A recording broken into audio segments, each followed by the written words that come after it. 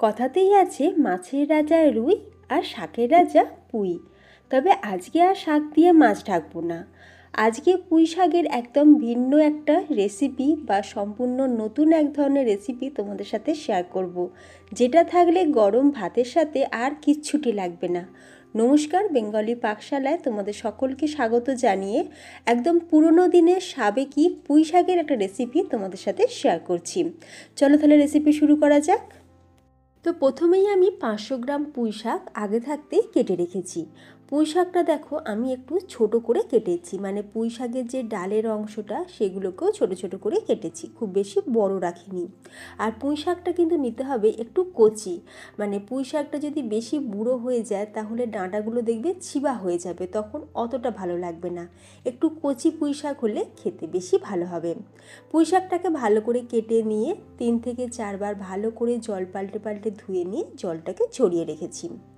অন্যদিকে গ্যাসের ওপর একটা কড়াই বসিয়ে এখানে নিয়ে নিয়েছি হাফ কাপ মুগের ডাল। সোনা মুগের ডাল নিয়েছি, তোমরা যে কোনো মুগের ডাল ব্যবহার করতে পারো। এখন মুগের ডালটাকে আমরা একটু ড্রাই রোস্ট করে নেব। মুগের ডালটা একটু ভেজে নিলে যেমন সুন্দর একটা ফ্লেভার আসে, তেমনি স্বাদেও বাড়ে। মুগের ডালটা দেখো ভাজা হয়ে গেছে। ডালটা ভাজার পর দেখবে কালারটা একদম চেঞ্জ হয়ে যাবে। তখন কি করব, ডালের মধ্যে আমরা ঢেলে দেবো জল। এখন ডালটাকে ভালো করে ধুয়ে নেব। তবে তার আগে আমি এই ডালের সাথেই মিশিয়ে নিলাম মুসুর ডাল হাফ কাপ পরিমাণে। আমি সম পরিমাণে ডাল নিয়েছি, মুগের ডাল আর মসুর ডাল। টোটাল 1 কাপ আমি নিয়েছি মুগের ডাল আর মসুর ডাল। এবার ডালটাকে ভালো করে আমরা 3 থেকে 4 বার জল পাল্টে পাল্টে ধুয়ে নেব। খুব ভালোভাবে ডাল ধুয়ে নেওয়ার পর এখন কড়াইতে দিয়ে দিলাম বেশ খানিকটা পরিমাণে জল, মোটামুটি এখানে হাফ লিটার মতন জল দিয়েছি। আর এরই সাথে দিয়ে দেবো অল্প সামান্য লবণ আর অল্প সামান্য হলুদ। এবার চাপা দিয়ে আমরা ডালটাকে সিদ্ধ হতে দেব। তবে ডাল কিন্তু আমরা পুরোপুরি সিদ্ধ করব না। ডাল যখন দেখবে 50% মতন সিদ্ধ হয়ে যাবে, এবার কিছুটা ডাল আমি খুন্তিতে নিয়ে তোমাদের দেখাচ্ছি ডালটা ঠিক কতটা সিদ্ধ করতে হবে। এই যে দেখো ফ্রেন্ডস, মুসুর ডাল তাড়াতাড়ি সিদ্ধ হয়ে যায়, তবে মুগের ডাল সিদ্ধ হতে একটু সময় লাগে। সেই জন্য মুগের ডালটা আমি তোমাদের একটু ভেঙে দেখালাম, তোমরা নিশ্চয়ই বুঝতেই পারলে মুগের ডালটা আমাদের 50% সিদ্ধ হয়েছে। ঠিক এই সময় আমি দিয়ে দিচ্ছি আরও হাফ লিটার পরিমাণে জল।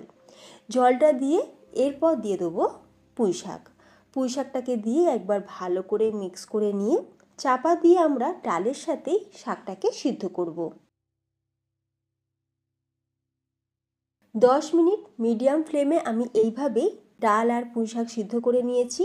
আর মাঝখানে আমি 1 থেকে 2 বার কড়াইয়ের ঢাকনাটা খুলে নেড়েও দিয়েছিলাম, যেহেতু মুসুর ডালটা সিদ্ধ হয়ে গেছে তাই কড়াইয়ের নিচে লেগেও যেতে পারে, সেই জন্য 2 বার আমি ঢাকনাটা খুলে নেড়ে নিয়েছি। তারপর 10 মিনিট পর এখন তোমাদের দেখাচ্ছি, তোমরা দেখতেই পাচ্ছ ডাল আর শাক কিন্তু খুব ভালোভাবে সিদ্ধ হয়ে গেছে। একটা ডাঁটাও আমি একটু চেক করে নিলাম, তোমরা দেখতেই পেলে ডাঁটাটা কিন্তু খুব সুন্দরভাবে সিদ্ধ হয়েছে। এখন কি করব, গ্যাসের ফ্লেমটাকে অফ করে দিয়ে ডালটাকে একটা পাত্রের মধ্যে ঢেলে রেখে দেবো। ডালটা ঢেলে রেখে দেওয়ার পর কড়াইতে দিয়ে দিয়েছি সর্ষের তেল। তেলের মধ্যে দিয়ে দেবো ডালের বড়ি। এখন বড়িটাকে ভালোভাবে মানে একটু লাল করে ভেজে তুলে রাখবো। তারপর কড়াইতে ওই তেলের মধ্যেই ফোড়নে দিয়ে দেবো 2টো শুকনো লঙ্কা একটু ভেঙে দিয়েছি, আর হাফ চামচ 5 ফোড়ন। এই যে কিচেনে কাজ করলে যে কী কাণ্ড হয় সেটা যারা করে তারাই জানে। শুকনো লঙ্কা ফাটিয়ে দিয়েছি, তাও শুকনো লঙ্কা ছিটকে এলো 5 ফোড়নটা দেওয়ার সময়। তো এইরকম ছোটোখাটো অ্যাক্সিডেন্ট তো হয়েই থাকে, কিছু করার নেই। তো যাই হোক, এখন ফোড়নটা ভাজার যখন সুন্দর একটা গন্ধ ছাড়তে শুরু করবে দিয়ে দেবো এখানে পেঁয়াজ।